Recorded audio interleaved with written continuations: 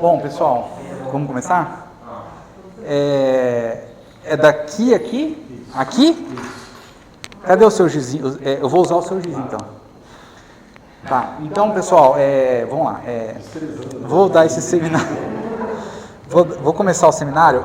Na verdade, primeiro, é mentira que eu vou dar um seminário de lentes fracas. Tá? Então, todo mundo foi enganado. Preciso dizer que é um seminário sobre ótica geométrica e cinemática de curvas nulas, que enfim, que é meio que, dependendo do seu ponto de vista, passo zero para fazer lentes fracas, né? Mas eu não vou falar de lentes propriamente dito, no sentido de que eu não vou calcular o potencial da lente, nada dessas coisas. Talvez no final de alguma aplicação. Então, eu vou falar basicamente de ótica no espaço curvo e cinemática de curvas nulas. Tá? Segundo que eu não vou conseguir terminar hoje, porque tem bastante coisa para falar, e eu queria não só mostrar as contas, eu queria abrir algumas para vocês terem um gostinho de como é que elas são feitas. Então, aí terminaria na semana que vem. Beleza? Então, enfim, quem estiver vendo aí o vídeo não vai conseguir ver, mas essas são as referências que eu usei, tá? O Gravitation, a Bíblia, principalmente para a ótica geométrica, tá? Eu esqueci o nome, mas o autor é um trabalho sobre lentes gravitacionais. O cara chama Perlich, e é um Living Reviews of Relativity, in Relativity, não sei. Enfim, eu posso passar a referência exata. Depois eu coloco no vídeo. Esse aqui é bem matemático, tá? Para quem gosta de coisas rigorosas e precisas e como dica geral, esse Living Reviews é maravilhoso. É um jornal de altíssimo impacto, uma revista dificílima de publicar, você tem que ser convidado e tal. E ela chama Living Reviews porque ela é atualizada periodicamente. Se o autor encontrar um erro, ele não precisa pedir autorização dos editores. Ele vai lá e corrige o erro, e o erro é publicado imediatamente, tá? Depois tem esse livro, Gravitational Lenses, do Schneider e Ehlers, que é muito bom também, é bem teórico. E a tese do Pierre, lá do IAP, tese de doutorado, que também está muito bem escrita. Os 3 primeiros capítulos são basicamente ótica geométrica, cinemática, espaço curvo e distâncias. São os 3, eu tirei um pouco de cada um desses capítulos, tá? Então, beleza. Então, eu vou começar falando de ótica geométrica em espaço curvo.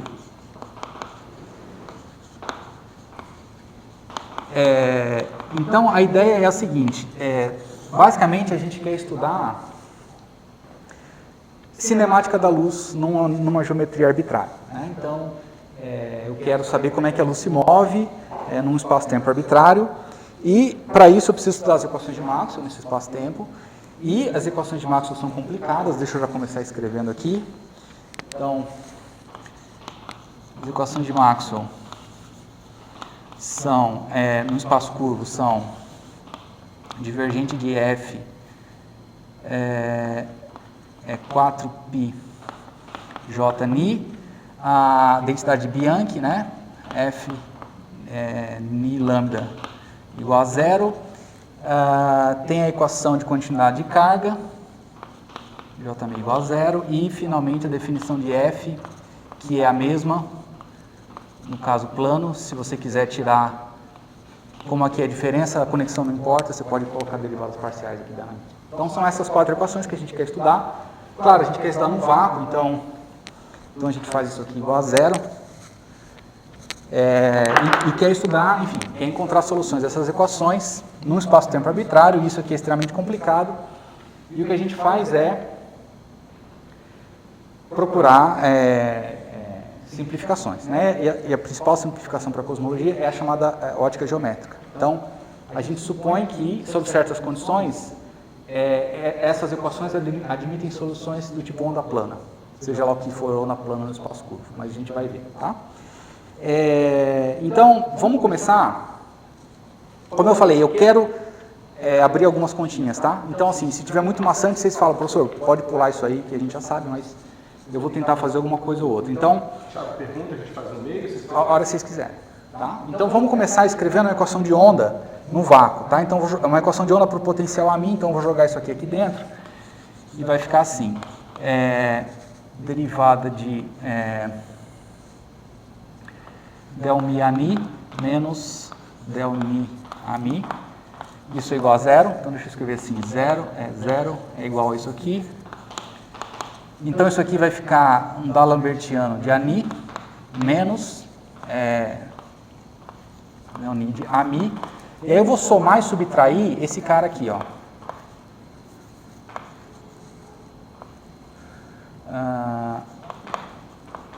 Menos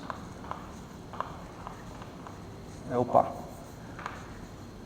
tudo bem? Somei e subtraí esse cara aí, tá? Então isso aqui continua sendo ani. Eu vou colocar um sinal de menos em evidência e vou baixar esse ni e vou escrever isso aqui assim, ani menos nabla ni, nabla mi. Aí eu vou colocar ami aqui fora. Na verdade eu vou chamar isso aqui de alfa. E aqui eu vou colocar um G alfa ni. Tudo bem? Ah, desculpa, isso aqui está errado, né? É mi. Não é mi. Do mi já é do meio. Não. No índice A tem que ser mi. Certo? Tá? Isso aqui é zero porque a gente pode adotar o gauge de Lorentz.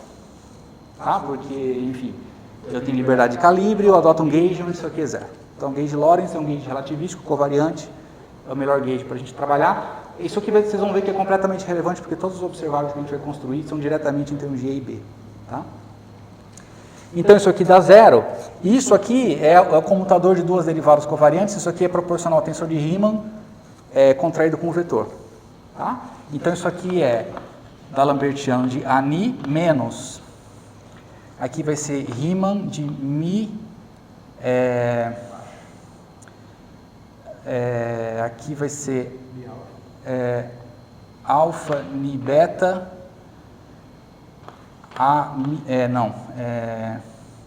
desculpa, aqui vai ser ni, deixa eu chamar de sigma G alfa ni. O beta sobe é isso? Esse primeiro índice é o índice que aparece em cima. Depois eu tenho que ter tem que ser antissimétrico em mi alfa, né? Nesses dois primeiros. Então ele é antissimétrico na troca de beta com sigma. Desculpa, aqui teria que ser alfa, perdão. E aqui...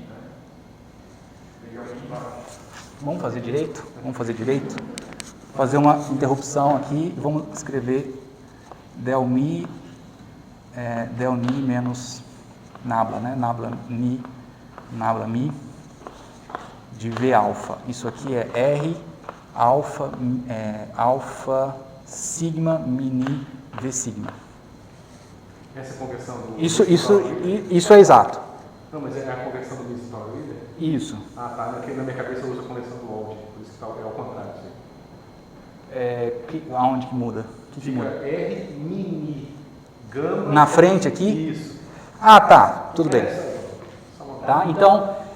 Então, se eu chamar isso aqui de A, né, devia ter chamado isso aqui de A, e aí eu fizer, eu vou contrair então A, eu chamei de sigma, eu vou contrair sigma com mi, né? Então,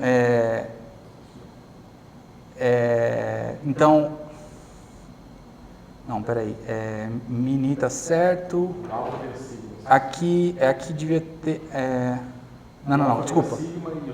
Isso, o alfa, isso aqui vira isso aqui, e isso aqui é alfa, perdão. Agora tá certo. Tá? Então eu vou contrair sigma com mi, tá? Então isso aqui vai virar, a hora que eu contrair sigma com mi, isso aqui vira um hit alfa ni. Então vai virar hit alfa ni a alfa. Tá bom? Então, resumindo, isso aqui vai virar D'Alembertiano de ani menos hit ni alfa a alfa igual a zero. Tudo bem? Então, essa é a equação de onda para o potencial vetor. E essa aí que a gente vai ter que resolver. Tá? Então, eu vou mostrar que tem basicamente três leis da ótica geométrica que eu vou demonstrar uma por uma. Tá? A primeira lei é raios de luz são geodésicas nulas. Isso é um resultado, a gente não vai pôr a mão, isso vai sair das equações, tá? Segunda lei, a polarização da luz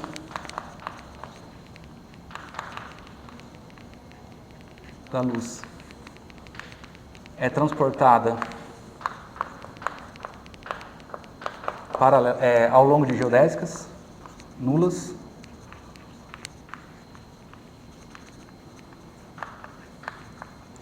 E, finalmente, terceira lei,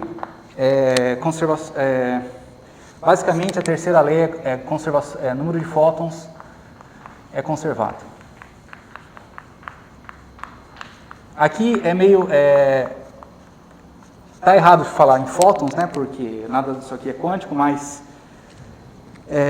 aqui no livro do Schneider, eles argumentam que você pode chamar isso de um fóton clássico, porque isso aqui vai ter...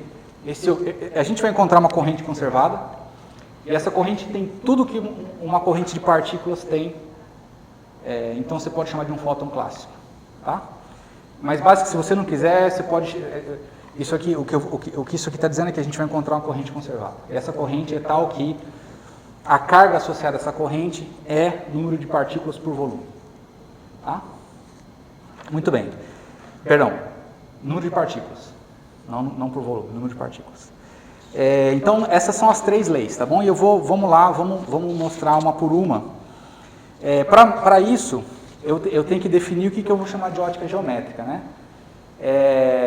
Então, a gente vai fazer a seguinte suposição, a gente vai fazer as seguintes aproximações. Eu vou supor que,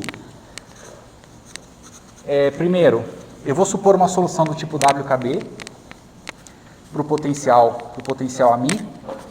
Então, eu vou escrever AMI é uma amplitude vezes uma fase. Eu vou colocar um epsilon aqui, já explico o que esse epsilon significa. Tá, desculpa. Então, eu vou supor primeiro o comprimento de onda, o comprimento da onda é muito menor que o raio de curvatura do espaço-tempo, tá? Ou seja, então lambda tem que ser muito menor qualitativamente. Se você pegar qualquer alto valor do tensor de Riemann, o tensor de Riemann tem dimensão de comprimento 1 sobre comprimento ao quadrado, né? Então qualquer alto valor dele vai ter dimensão de 1 sobre comprimento ao quadrado. Então você toma a raiz inversa, isso tem dimensão de comprimento. Então o lambda, o comprimento da onda, tem que ser muito menor do que qualquer componente do tensor de Riemann.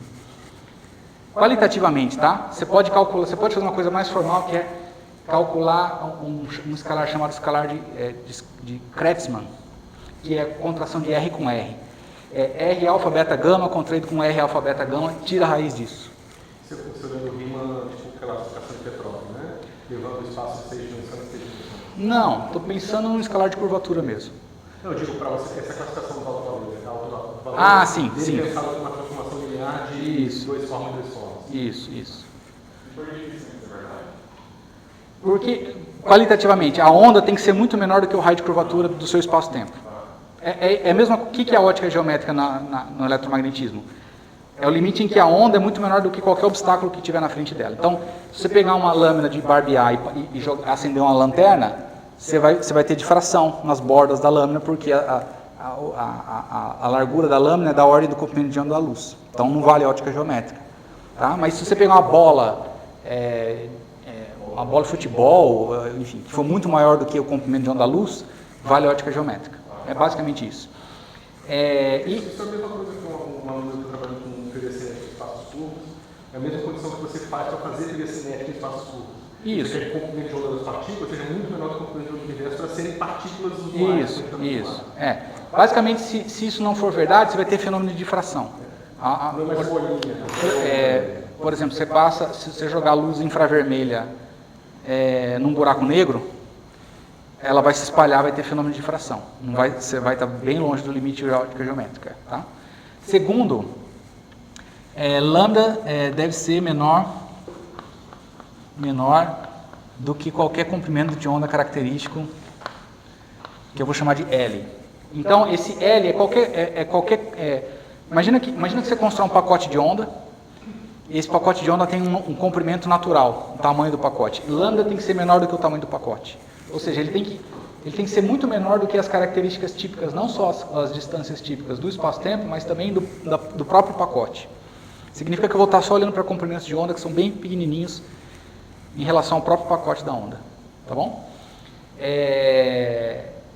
Então, eu vou fazer essas duas hipóteses. Fora isso, não tem mais hipótese nenhuma. Tá? Então, outra maneira de entender isso aqui é o limite WKB. Ou seja, suponha que esse epsilon aqui é muito pequenininho. Você pode imaginar que esse epsilon é a razão de L por R ou de L por esse L aqui. É a razão entre os dois. E é um número muito pequenininho.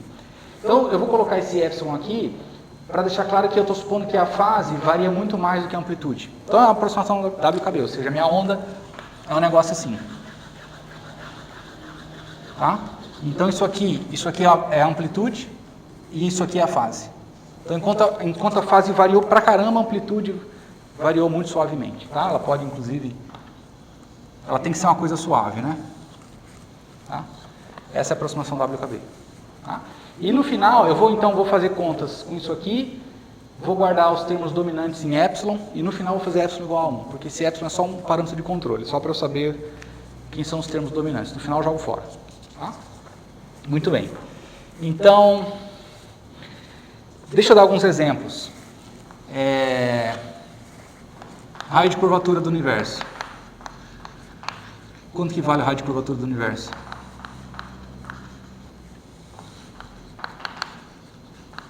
Um de cada vez, para responder. Raio de curvatura do universo. Quanto que vale? 10 km? 200 km? 1 gigaparsec? 4 gigaparsec. Tá? Raio de Schwarzschild de um buraco negro típico. Na verdade não é o raio de Schwarzschild, é o raio de curvatura. Deixa eu explicar isso aqui. Raio de curvatura de da Terra. Deixa eu calcular primeiro da Terra. Quanto que é o raio de curvatura da Terra?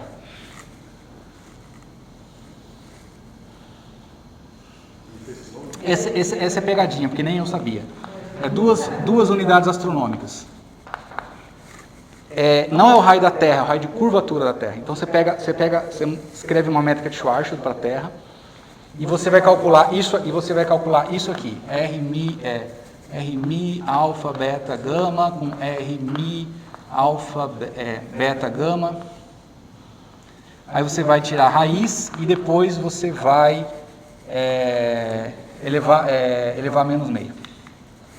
Você vai tirar a raiz porque você quer a raiz disso e você elevar menos meio para ter uma coisa com dimensão de comprimento. Ah, não, tem um número que tem que ser menos um quarto. Eu achava que você pensava na raio de curvatura da Terra como raio de curvatura da superfície bidimensional, que é a superfície da Terra, que daí seria o raio da Terra mesmo. Não, eu estou pensando se você pega aquelas revistas de divulgação científica em que uma pessoa estica um lençol, bota uma melancia aqui no meio e você vê que a melancia deforma o lençol. O raio típico dessa deformação. Tá? Não é o raio de Schwarzschild. É o raio da deformação. É o raio do espaço-tempo. Não é o raio de Schwarzschild não tem nenhum significado intrínseco. Tá? Ele depende de coordenadas. Isso aqui tem significado intrínseco. Isso aqui é um escalar com dimensão de comprimento. Isso aqui vai dar 2 unidades astronômicas. Uma unidade astronômica é a distância Terra-Sol. Então, você vê seria o Riemann da métrica de Schwarzschild. Da métrica de Schwarzschild com a massa da Terra. Tá? 2 unidades astronômicas, é grande pra caramba. 2 vezes a distância Terra-Sol. Então, é muito grande. Ou seja, isso aqui tranquilamente satisfeito. Para a cosmologia, então, não tem nem graça. Tá? Para um buraco negro, a coisa começa a ficar mais interessante, que é 3 km. Tá? Aí, mas mesmo assim, você tem que estar no limite infravermelho, né? Muito, ondas muito grandes, porque 3 km é grande para... Hã? Pois é, não sei, eu não sei, porém, eu não fui tão longe, mas no livro do Schneider, eles têm um capítulo sobre difração. Eles dizem que tem 10% da comunidade de Wikilensing que se interessa por fenômenos de difração. Pô, 10% eu não tenho. Assim, por aí. Que fenômenos importantes em que você tem que você não pode ficar em ótica geométrica, você tem que fazer a coisa inteira, tá? Mas para cosmologia, 4 gigaparsec perto do comprimento visível ou o que quer que seja que você está trabalhando é muito grande, tá? Muito bem.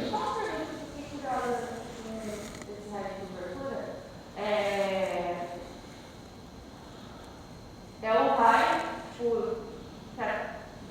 da curvatura que é a Terra e eles são assim. É o raio típico, tá? Mas aí, tipo, por exemplo, o Sol tem outra curvatura. Sim, e aí sim. a gente pode considerar uma superposição Sim, sem dúvida. Sem dúvida. Eu ignorei, eu imaginei que a Terra está sozinha no universo, nessa conta aqui. Você tem razão. Tá? Você tem toda a razão. Mas que o Sol ia ser tão maior do que o da Terra, e você precisa se preocupar menos ainda com o Sol. O Sol é tão maior, a massa é tão grande que você pode jogar fora a curvatura da Terra e considerar só a curvatura do Sol. Tá? Muito bem, então, qual que é a minha ideia? A minha ideia eu vou pegar então essa aproximação WKB, vou jogar dentro das equações de Maxwell e vou ver o que sai daí. Se eu segurar só os termos dominantes em epsilon, tá? Então vamos lá.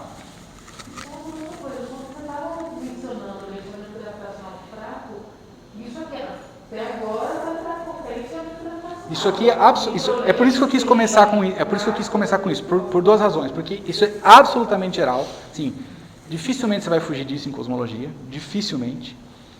E segundo, vocês vão ver, não tem nada de relatividade geral aqui, nada, zero. Só vou usar a equação de Maxwell e espaço-tempo curvo, mas não tem relatividade geral.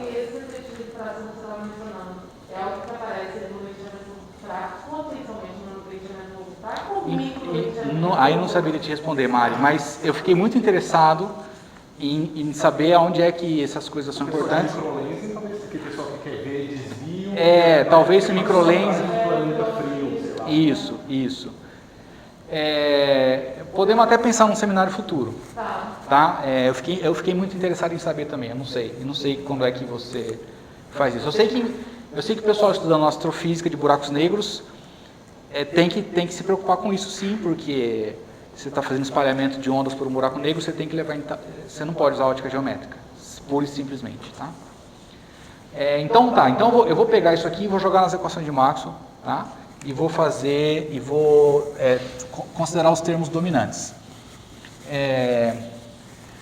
Eu não vou fazer com toda a sua glória, porque é um cálculo mecânico e meio longo, mas está no Gravitation, quem quiser ver.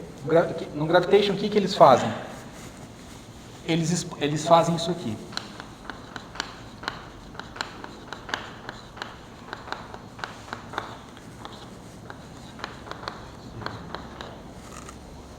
Ou seja, a amplitude é uma função arbitrária é uma expansão arbitrária em epsilon, tá? E aí você... Essa maneira mais fácil, porque geralmente você faz essa expansão todo no expoente. Como é que é? Dá para você fazer essa mesma expansão, só que em vez de você botar só um φ, você bota um máximo de potência, um φ uma série de potência em epsilon. Pegar o livro de física matemática. Mas aí você tem que assumir um φ complexo, né? Isso, um φ complexo. Essa é a fase da onda, eu quero que ela seja real. Eu esqueci de falar, isso aqui é a fase da onda. Tá? Um detalhezinho crucial que eu esqueci de falar, essa é a fase da onda. Tá? Isso é muito importante. O A, B e C pode ser complexo. O A, B e o C podem ser complexos. Tá? Mas eu não vou fazer isso por... Isso, no espaço plano, isso aqui é K escalar R menos ômega T. É o econal. Né? Tá? Eu não vou fazer isso porque eu vou parar num termo dominante, para mim basta o A. Mas é mecânico, é só fazer a conta e guardar todo mundo. Tá? Então vamos lá, primeira coisa, eu vou calcular esses caras aqui primeiro, só porque eu quero. Depois eu vou apagar isso aqui, se não me confundo. Isso aqui é exponencial de I φ sobre epsilon. Φ é a fase, esqueci de falar. Então vamos lá, isso aqui vai ficar derivada de ani mais I sobre epsilon, derivada de φ ani, exponencial de I φ sobre epsilon. Certo? E eu vou querer também a derivada, a derivada segunda de ani. Aí isso aqui vai ficar, eu tenho a cola aqui, mas se vocês não entenderem, vocês me perguntam. Mas basicamente é deriva primeiro, repete segundo, repete, deriva. Tá? Vai ficar del mi de ani mais I sobre epsilon del mi de ani del mi de φ ani del mi φ e aí φ sobre epsilon mais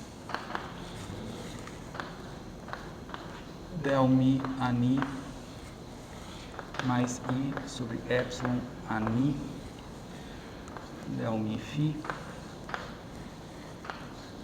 I sobre epsilon del mi φ. De novo aqui eu tenho que colocar exponencial de I φ sobre epsilon. Tá bom? É isso aí. Então o que eu vou precisar? Vou precisar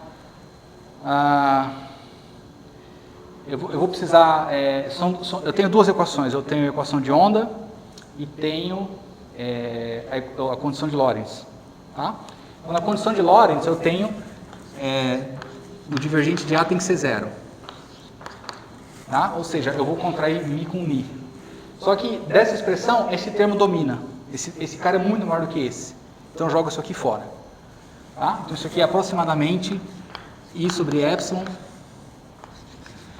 del mi φ a mi, porque eu contraio os índices, exponencial de I φ sobre epsilon. Bom, isso aqui tem que ser zero, portanto, isso aqui está me dizendo que a mi del mi φ tem que ser zero. Primeira condição. Porque epsilon é pequenininho. Então esse cara aqui é absurdamente grande. Todas as desigualdades que você tirar aí, você tem que sempre pegar termos de ordem N menos 1, menos 2, menos 1. Os termos de ordem dominantes. Tá? Como esse cara é muito pequeno, isso aqui é muito maior do que esse. Pensa assim, outra maneira. A amplitude varia muito mais do que a fase varia muito mais do que a amplitude. Então a derivada na fase é muito mais importante do que a derivada na amplitude. Tá? Então essa é a primeira condição. E a segunda condição, que é a equação de onda. Isso aqui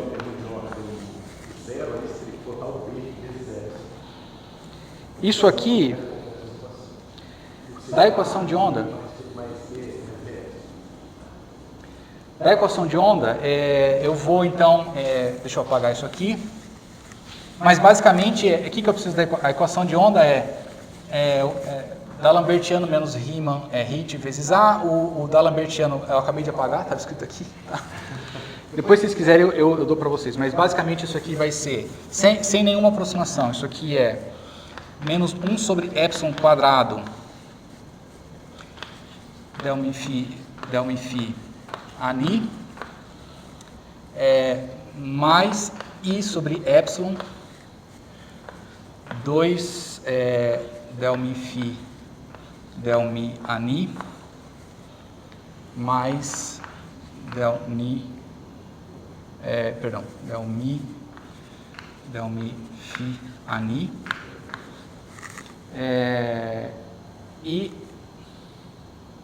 e dois caras que não tem epsilon. Vai ser esse aqui. Aqui eu deveria ter chamado de ni, tá bom? Perdão.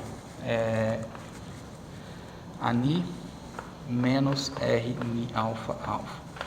E aqui todo mundo eu tenho que multiplicar φ sobre epsilon. Tudo bem? Aí, evidentemente que os termos dominantes são esses dois, tá? Esse aqui e esse aqui. Ah, então, porque são independentes porque uma parte real, um é real, outro é imaginário.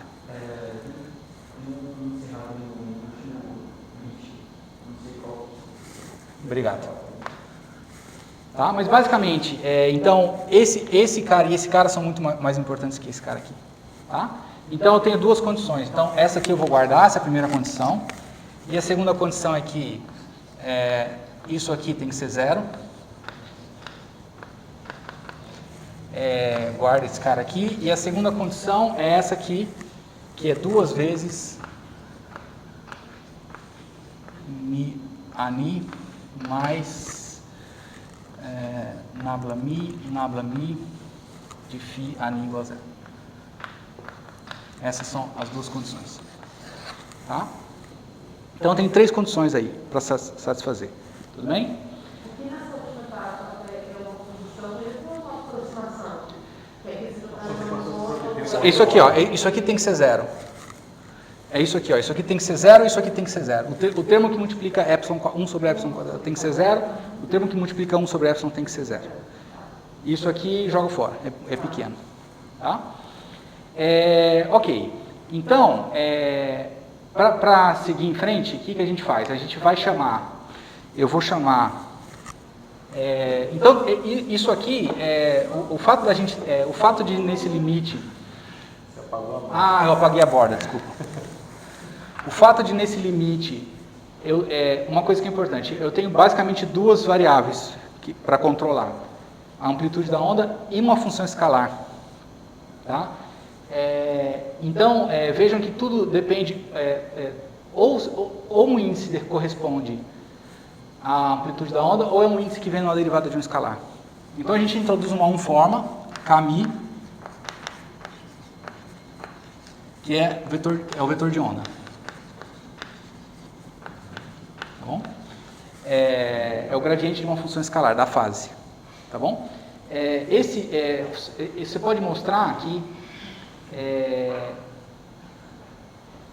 esse é um vetor, toda vez que você tem uma forma, que é o gradiente de uma função escalar, essa forma, você pode entender ela como um vetor normal a superfícies de φ constante. Então você tem a superfície de φ constante, você tem um vetorzinho normal a sua superfície, esse vetor é dado por essa forma aqui. Tá? E outra coisa, uma vez que eu tenho essa forma e que eu tenho uma métrica, eu posso definir um vetor V. Então, eu vou definir uma forma K, que é D de φ, com componentes desse jeito, e eu vou definir um vetor V, que é um D de lambda, de tal maneira que V, o produto escalar de V com K, isso aqui é d φ de lambda, né? Por definição. Tá?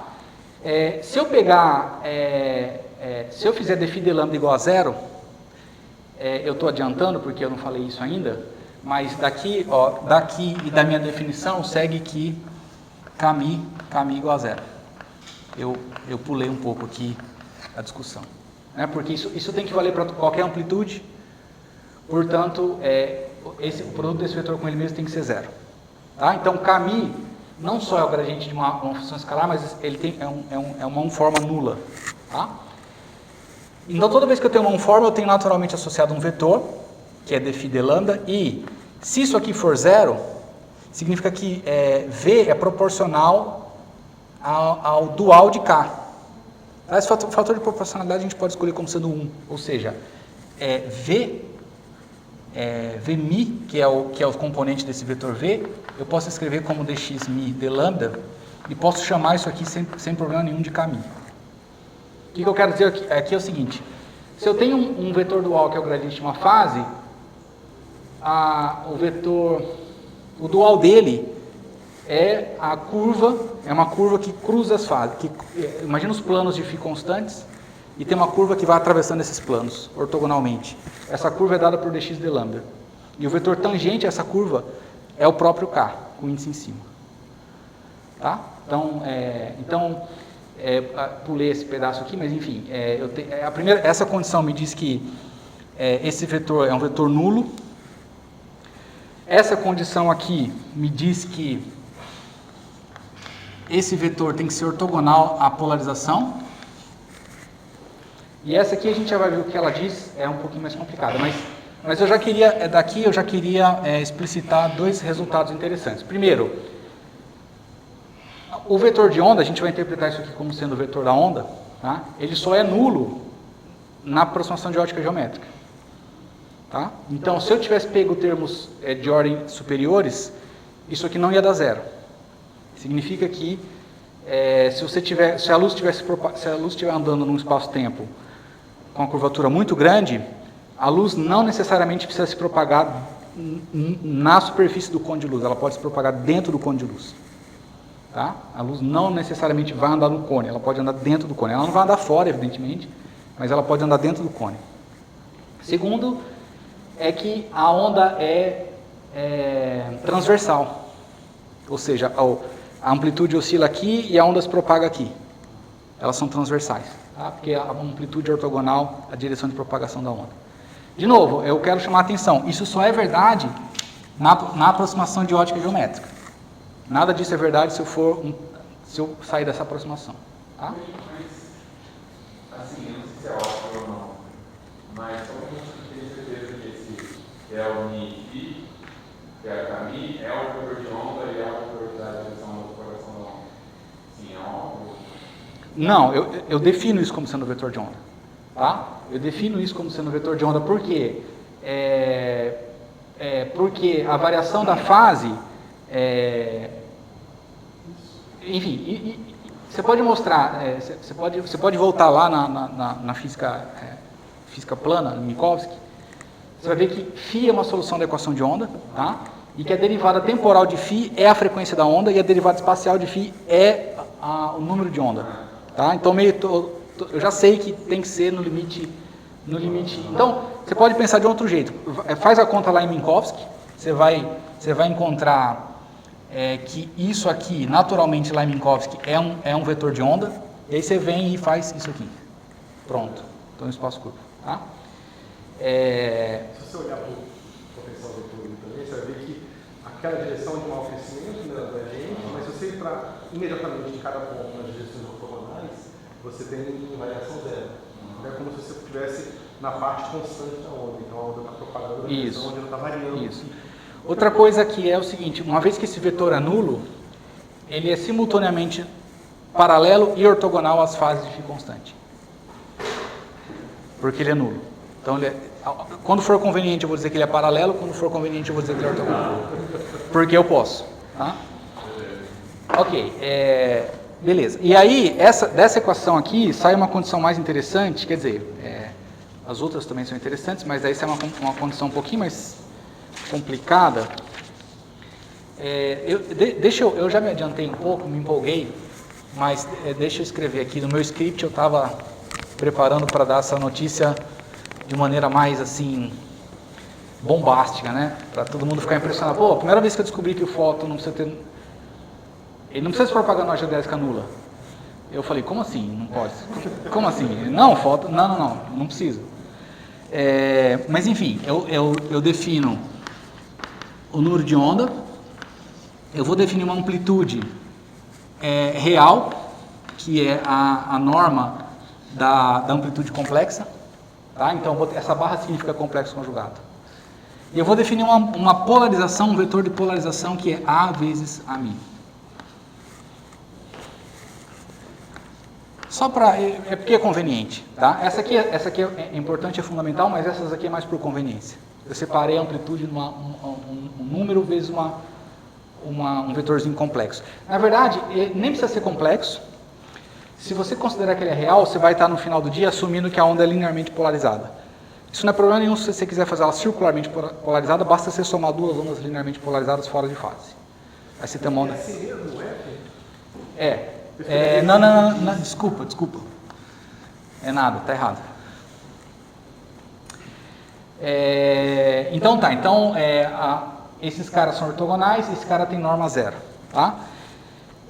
Então, daquela segunda equação, a equação que eu apaguei, ela tinha essa cara aqui, 2kmi nabla mi ani, né? Aqui era um derivado com relação a φ, eu já defini meu k, mais nabla mi kmi ani Isso aqui é um 0. Essa aqui é a segunda condição que eu tinha, a terceira condição que eu tinha. Tudo certo? Não, eu chutei. E aí, eu vou definir também isso aqui, ó.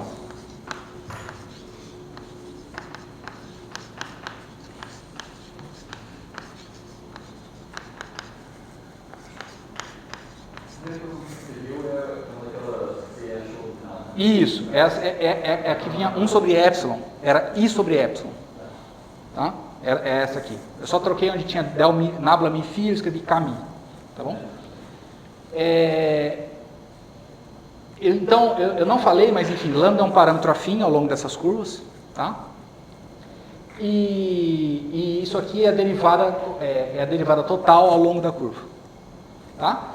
Então, isso aqui eu posso escrever como 2 vezes del ani del lambda mais ani nabla mi kmi sobre 2, isso é 0. Eu vou escrever essa equação, e essa equação é a equação de transporte da amplitude. Então você vê que a amplitude não é transportada paralelamente, tá? A amplitude da onda não é transportada paralelamente. Tudo bem, Sandro? Quando você tem uma equação assim, você não pode simplesmente mudar o parâmetro para tirar o cara desse ali? Essa talvez, mas eu vou mostrar aqui eu vou mostrar, meu próximo passo é mostrar que esse cara não é transportado paralelamente, mas esse aqui é meu próximo passo. Se eu falar, quando você tem uma equação assim... Mas sem mudar o parâmetro, eu não vou mexer no parâmetro. Você está dizendo, passa por uma parametrização não afim. Isso. Mas aí você paga o preço de ter uma parametrização não afim. Você pode escalar o seu campo também para fazer. Mas não vai ser necessário, tá? Então é justamente isso que eu vou mostrar agora. Então, dessa condição aqui, da condição kmi igual a 0, segue que... Então, eu vou pegar isso aqui e vou derivar com relação a nabla alfa. Então, vai ficar nabla alfa de kmi igual a 0, igual a 0, e isso aqui vai me dar 2 vezes kmi nabla alfa. Deixa eu fazer o seguinte, deixa eu colocar esse alfa aqui embaixo, e eu vou, como a métrica é a derivada covariante da métrica da 0, você pode subir e baixar os índices à vontade, tá? Agora vejam só, isso aqui é nabla alfa, nabla mi da fase, porque K, por definição, é derivada da fase. Mas nós estamos assumindo que não tem torção na conexão é simétrica. Então isso aqui eu comuto. Então, isso aqui é 2 vezes kmi, nabla mi, nabla alfa de φ, mas nabla alfa de φ é K alfa. Tá? Isso aqui é 2 vezes dk alfa de lambda, que é 0.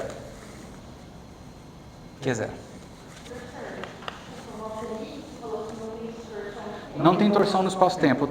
Isso aqui significa que isso aqui é verdade. Para todo campo escalar φ. Quando você estuda geometria numa variedade, você descobre que as suas conexões podem ou não podem ter essa característica. Quando elas não têm essas características, você diz que... No espaço plano, se tem 2 derivadas parciais, a gente comuta sem medo. Mas fisicamente significa essa parte da... Fisicamente significa que eu tenho um grau de liberdade adicional no meu espaço-tempo que eu estou jogando fora, que é chamado de torção. Que grosso modo, significa que o spin da partícula também pode também pode curvar o espaço. Eu estou dizendo, não, ignora, o spin da partícula não faz nada. Ele não curva o espaço. Não diretamente, pelo menos. Mas só para Não. O espaço não tem torção, ponto final. Quando tem torção, nunca tem Essa definição te diz, se você tem um espaço-tempo onde isso é verdade, seu espaço-tempo não tem torção. Tá? Isso também é uma das... isso que eu estava te falando, porque seria interessante não fazer isso aqui e ver o que acontece. Não, mas não é tão complicado. Enfim, pode não ser tão complicado. Mas então, eu descubro que, olha só, A luz se propaga numa geodésica, nula. Porque ela é nula, porque caminho igual a zero, que eu já apaguei em algum lugar aí. Está ali. Isso. E satisfaz a equação da geodésica. Então é uma geodésica nula. Tá? A luz segue uma geodésica nula. E agora, vamos voltar para aquela equação. Vamos pegar esse resultado e vamos escrever o seguinte. Eu vou escrever d de lambda de A ao quadrado, o quadrado da amplitude. O quadrado da amplitude é a mi barra. Tá? Isso aqui é a mi d de lambda de a mi mais o contrário. A mi. Certo? Agora eu vou usar essa equação aqui, ó, aqui dentro. Então eu vou jogar, eu vou ficar com menos 1 meio daquele cara lá, menos 1 meio daquele cara. Aí eu vou ter menos 1 meio, vou fatorar nabla mi de k, nabla alfa de k alfa, a mi mais a mi. Que é duas vezes a mesma coisa, cancela aquele fator de 2 lá, tá bom? Isso aqui então é 2 vezes... Isso aqui é a quadrado nabla mi a mi. Tudo bem? Por outro lado, eu sei que como isso aqui é um escalar, a quadrado, a derivada total é igual à derivada usual total. Então isso aqui é um dzinho de lambda de a quadrado. Tá? Então isso aqui é igual a d de lambda de a quadrado, isso aqui é 2a ponto é d de lambda, que também é igual a quadrado nabla mi k mi, ou seja, a ponto menos meio de a θ igual a 0, θ, por enquanto é só um nome que eu dei para esse objeto aqui, é só um nome que eu dei por enquanto, mas essa equação aqui, daqui já tem um pouco de lente aqui, porque a gente vai ver, não hoje, mas que esse θ é a convergência do feixe de luz. Então, se tem um feixe de luz, ele pode se convergir ou divergir, né? Essa convergência e divergência é proporcional a esse θ, tá? E o A, a amplitude da onda, é basicamente...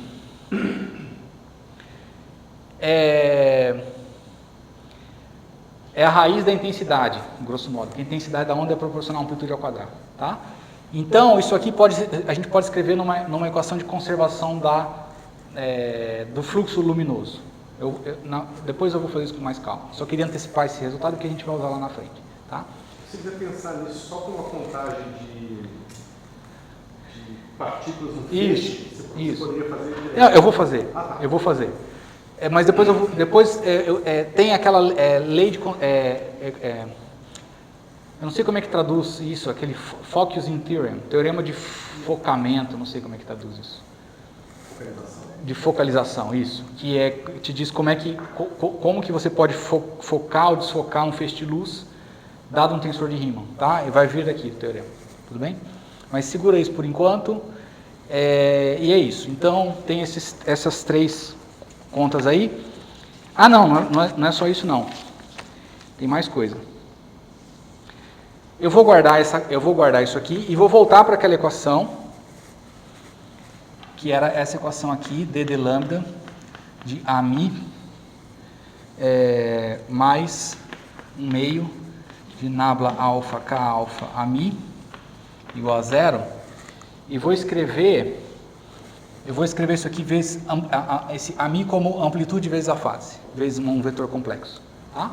Então isso aqui é d de lambda de AF mi mais 1 meio de nabla K alfa AF mi. E aí eu vou fazer aqui, deriva primeiro, repete segundo, repete, deriva, tá? Então vai ficar d de lambda de A mais 1 meio de nabla alfa K alfa A vezes F mais 1 meio Não, mais d lambda de f. Mais a d lambda de f mi. Tudo bem? Ó, eu fiz deriva o primeiro, repete o segundo, está aqui. O segundo está aqui fora. Repete, deriva, está aqui. E esse cara está aqui. Agora, isso aqui é zero em virtude disso aqui. Aqui está errado, aqui é mais, viu? Era para ser mais. É mais, eu que escrevi errado. É mais, tá? Portanto, isso aqui é zero. E isso aqui tem que ser zero, né? Ou seja, isso aqui está me dizendo que... deixa eu colocar aqui, porque isso também é importante. Que a amplitude da onda... a polarização é transportada paralelamente. Aqui eu também posso colocar um F, né? Porque é um escalar vezes um vetor, esse escalar eu jogo fora. Então, essa onda, ela é transversal, ela oscila aqui e se propaga na direção ortogonal. E esse vetor de polarização também é transportado paralelamente com a onda.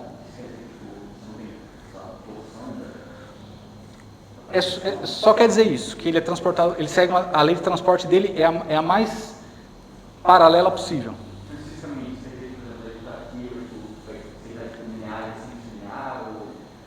Isso, sim, você pode entender como ser, isso não vai gerar uma polarização diferente se for linear, mas você não pode afirmar nada mais do que isso, porque não faz sentido comparar o vetor f aqui com o vetor f aqui. Na verdade, isso é o melhor sentido que eu posso te dar, para comparar f aqui e aqui. Você resolve essa equação, você mapeia f aqui no f aqui. E ele pode muito bem estar aqui assim, nesse ponto, e nesse ponto ele pode estar aqui, e é a mesma onda, a mesma polarização. Isso serve para o tratamento também, por causa do outro artigo lá que você comentou. Isso. Tem uma relação onde tem uma polarização X, Isso. E aí na Terra a gente vai pegar esse peixe de luz, ele tem que ter a mesma polarização, só que não vai ter. Ele tem que ter a mesma polarização, só que a polarização não precisa, ela pode girar, né? O ângulo que ela faz com qualquer eixo característico da galáxia não precisa ser conservado. Eu vou mostrar isso na aula que vem. Para pensar em transporte paralelo, assim, eu sempre penso na superfície S2, e aí você pensa que tem um vetorzinho que está aqui do lado. Se você transporta paralelamente ao longo aqui do Equador, ele fica assim bonitinho. Se ele está aqui, se transporta paralelamente, ele vai girando assim. Então, você sempre pensa que o vetor vai se acompanhando a superfície, tentando mudar o mínimo possível de acordo com a curvatura da superfície. Tá. Ok. Então, isso também é muito importante. Diga. Eu ainda não vi, não sei se você já mostrou isso. Por que o vetor nulo aqui, ele pode estar dentro do plano? Não, ele não mostrou. Eu não mostrei. Eu falei que esse cara é nulo porque eu estou no limite de ótica geométrica. Se eu for um passo além no limite, o caminho não vai dar zero, vai dar x, qualquer coisa. E aí não é nulo. Se eu der um passo além. Tá? Eu acho que se você fizer a segunda ordem WKB já aparece. Isso, já aparece. Segunda ordem WKB. E é sempre, eu vou fazer uma pergunta, fisicamente eu acho que a resposta tem que ser sempre, mas ele sempre pode ser ou nulo ou tipo tempo, ele pode torcer. Eu acho que você mostra. Boa pergunta. Na verdade, se você der um passo além, já não faz muito sentido definir isso aqui, né? Não faz muito sentido mais definir esse vetor. Você pode insistir. Você pode insistir e falar, não, eu quero definir esse cara. E aí, eu acho que você mostra que ele é um vetor tipo tempo. Ele é um vetor tipo tempo. Isso. Ok. E aí... Isso aqui é uma coisa, Thiago. O θ ali, se eu resolver ele daquela equação de uma forma bem simples, eu conto que A vai com um exponencial de menos integral de θ. Menos meio integral de θ. Então, quando o θ é positivo, eu tenho expansão. Quando o θ é negativo, você tem convergência, e quando ele é positivo, você tem expansão. Isso. Então, quando ele é positivo, eu tenho o negócio cai exponencialmente porque o A diminui. Isso. Porque eu estou aumentando a área. Isso. Quando esse cara é positivo, esse cara é positivo, as congruências vão fazer isso aqui, né? Elas tendem a elas tendem Achei a... ao contrário, quando eu positivo, achei que... Não, Qual a não. direção do futuro? Não, porque vamos lá, ó, A ponto sobre A, que é d de lambda de log de A, isso aqui é menos θ sobre 2, portanto log de A é menos 1 meio de integral de θ de lambda, então A é exponencial de menos θ sobre 2, né? Menos a integral, então A é igual, A sobre A0 é menos meio integral de θ de lambda. Então, sei lá, qualitativamente eu vou chamar isso aqui de um θ maiúsculo, né? Se esse cara for positivo, a amplitude diminui. A imagem está aumentando, é isso? Não, porque θ é proporcional, eu vou mostrar que ele é diretamente proporcional ao tensor de Hit, ao R00. Então ele é proporcional a ρ, densidade de matéria. Então, se você tem muita matéria, ela converge o feixe.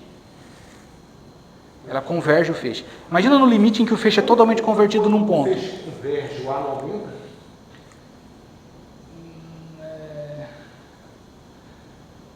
O A não, o A é a amplitude da onda. Então, quando o feixe converge, aumenta a amplitude. Ou estou pensando errado?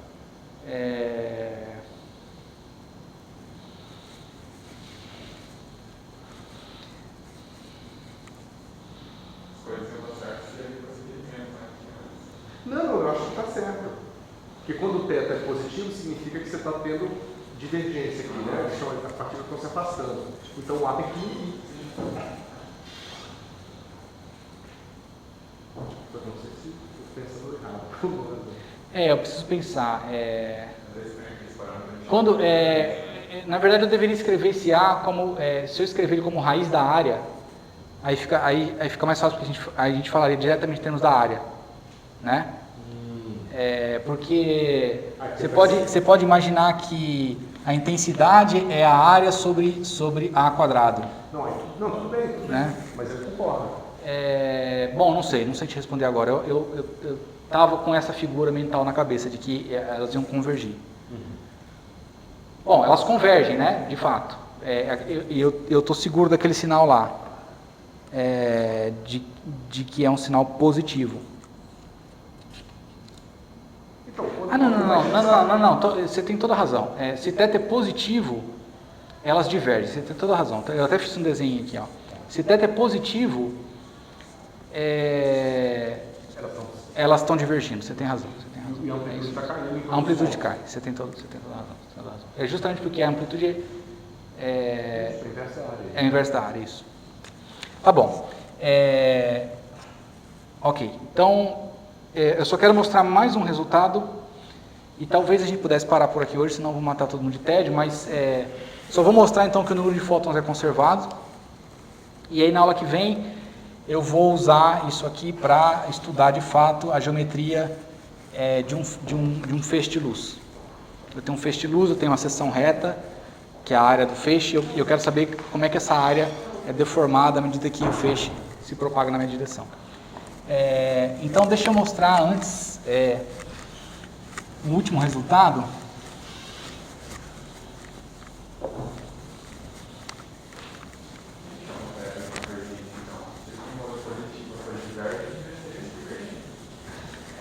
Não, mas porque o θ, o positivo significa... Não, o θ positivo é divergência.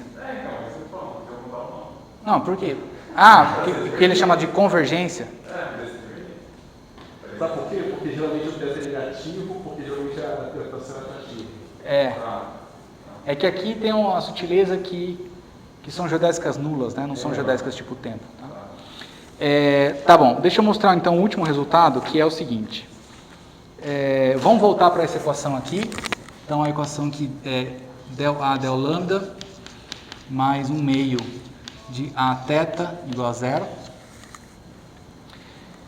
Eu vou multiplicar essa equação por 2A. Então isso aqui, eu vou escrever isso aqui assim.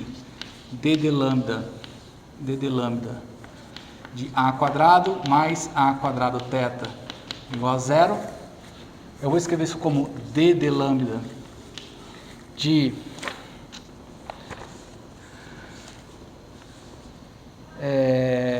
de A quadrado mais A quadrado θ igual a 0. Isso aqui é Kmi nabla mi de A quadrado mais A quadrado, θ é nabla alfa K alfa, né? Isso é 0. Tudo bem? Isso aqui é Kmi nabla mi de A quadrado.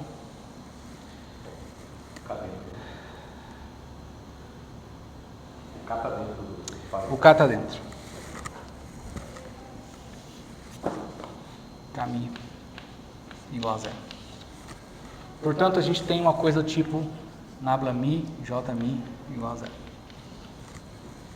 Tá? Então, isso aqui é uma corrente conservada. A quadrado Kmi é uma corrente conservada. Tá? Se ela é uma corrente conservada, o teorema do divergente me diz que existe uma carga associada a essa lei de conservação. Então, se eu pegar o teorema do divergente, integral d4x nabla mi a quadrado Kmi, tá? Isso aqui me diz que eu posso escrever, acho que vocês se lembram que toda vez que eu tenho um divergente assim, eu posso escrever como 1 sobre raiz da determinada métrica vezes a derivada, né? Eu posso escrever como 1 sobre raiz de menos g, del mi de a quadrado Kmi. Ó, faltou um raiz de menos g aqui. A quadrado Kmi. Tudo bem? Isso aqui, enfim, isso aqui está lá no Carroll, tá em um monte de lugar. Está no Weinberg, está em... Tá, esse resultado. Só vale quando os índices estão contraídos. Qual é o X ali? D4X. D4x, obrigado. Então isso aqui vai embora. E aí, vejam só, uma coisa que talvez seja trivial para vocês, mas eu tenho certeza que não é para todo mundo. O teorema do divergente não tem nada a ver com espaço curvo, absolutamente nada a ver com espaço curvo. É um teorema mega geral. Tá? Divergente de um vetor, não precisa nem ser um vetor esse cara aqui. Divergente de uma função, uma coisa que tem componentes que não precisa se transformar como um vetor, vai satisfazer o teorema do divergente se essa coisa for a zero no infinito, evidentemente. Tá? Então aqui, ó, eu cancelei esses raiz de menos g, eu tenho derivada de um treco num volume. Então esse é o treco na superfície. Só que agora a superfície de um volume quadridimensional é um volume tridimensional, é uma superfície tridimensional, certo? E aí a questão é como é que eu vou orientar essa superfície, né? Então uma escolha mais ou menos óbvia é a seguinte: imagina que aqui está o tempo, aqui tem xy, então eu vou fazer o seguinte, eu vou escolher, claro, está faltando uma coordenada z aí que eu não consigo desenhar, né? Mas imagina então que eu vou pegar duas superfícies tipo espaço e uma superfície tipo tempo fechando ela num cilindro. Então eu vou fazer aqui isso aqui é uma superfície tipo espaço, isso aqui é uma outra superfície tipo espaço, e aí eu fecho elas com uma superfície tipo tempo. Lembrando que uma superfície tipo espaço é uma superfície cujo vetor tangente é tipo tempo. Uma superfície tipo tempo é uma superfície cujo vetor ortogonal é tipo espaço. E aí, então, eu tenho aqui uma superfície, sei lá, para T2 e aqui uma superfície para T1. Tá? E essa superfície tipo espaço aqui em volta, tipo tempo, perdão, aqui em volta, eu jogo ela lá para o infinito. Faço ela ir lá para o infinito. Lá no infinito, com certeza não tem carga de corrente, não tem corrente nenhuma. Tá? E essa integral aqui então vai a zero. E aí só sobra a integral nessa tampa menos a integral na tampa de baixo. Tá? Então isso aqui vai dar uma integral fechada, d3x. Eu vou colocar aqui na fronteira, vou insistir aqui, isso aqui é no volume, isso aqui é na fronteira, de raiz de menos g, a quadrado k0, porque aqui agora d3x é três coordenadas espaciais mesmo, tá? Eu peguei, então isso aqui eu quebrei em 0, 1, 2, 3, as integrais em 1, 2, 3 são as que moram na borda do cilindro que eu joguei a zero lá no infinito. Então sobrou essa em T2 menos essa integral aqui, a quadrado K0 em T1, avaliado em T1. Mas isso é zero, né? Isso é zero. Portanto, esse objeto aqui é uma constante. Estou justamente afirmando que esse objeto em T2 é igual a esse objeto em T1, porque isso aqui é zero.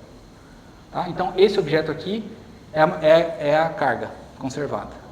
Tá? Eu vou mostrar depois que, poderia mostrar agora, mas acho que já podemos parar por aqui. Isso aqui, A quadrado K0, é o número de fótons por volume. Tá? Isso aqui é um elemento de volume do espaço, isso aqui é o número de fótons por volume, e portanto isso aqui vai ser o número de fótons. Essa integral toda é o número de fótons, que é a carga conservada. E vale para qualquer tipo de superfície espacial que você calcular. Vale. Isso é interessante. Então é assim, pessoal, eu acho que podemos parar, né? Senão mata todo mundo de tédio. Então eu vou usar isso aqui na aula que vem, aí eu vou escrever. A gente vai parametrizar, então, um feixe de luz, né? E a gente vai ter que... eu mostrei aqui que eu mostrei que a polarização da luz ela é transportada paralelamente, mas tem um problema aqui. Quando ela é transportada paralelamente, a gente vai definir uma coisa chamada tela de Sachs, que basicamente é o espaço tangente que está no seu olho aqui. Na sua pupila tem um espaço tangente aqui, ou no caso da Mari tem um telescópio, tem um espaço tangente na frente do telescópio, que é chamada tela de Sachs. E tudo tem que ser projetado nessa tela.